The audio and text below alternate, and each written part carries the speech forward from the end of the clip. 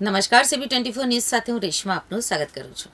મુખ્યમંત્રી શ્રી ભૂપેન્દ્ર પટેલ પવિત્ર શ્રાવણ માસના પ્રથમ સોમવારે ગાંધીનગરમાં ધોળેશ્વર મહાદેવના દર્શન કર્યા હતા.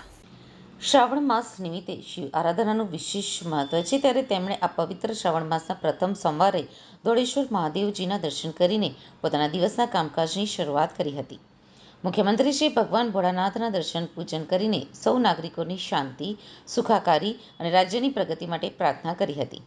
તેમણે ધોળેશ્વર મહાદેવના મહંત શ્રી રામ સ્વરૂપ પુરીજી સાથે મંદિર પરિસરમાં મુલાકાત કરીને તેમના આશીર્વાદ મેળવ્યા હતા અને દર્શનાર્થીઓનું અભિવાદન પણ ઝીલ્યું હતું. ગાંધીનગરના મેયર શ્રીમતી મીરાબેન પટેલે પણ આ વેળાએ ઉપસ્થિત રહ્યા હતા. શ્રાવણ મહિનો પવિત્ર મહિનો અને ભગવાન શિવનો આરાધનાનો મહિનો, અને આ આરાધનામાં શ્રાવણ મહિનાના સોમવારની પણ એટલી જ મહત્ત્વ છે. પહેલાં સોમવારે આમ જનરલી દર વખતે દર્શન કરતા હોય, તો આજે પણ અમે દર્શન કરીને શરૂઆત કરી.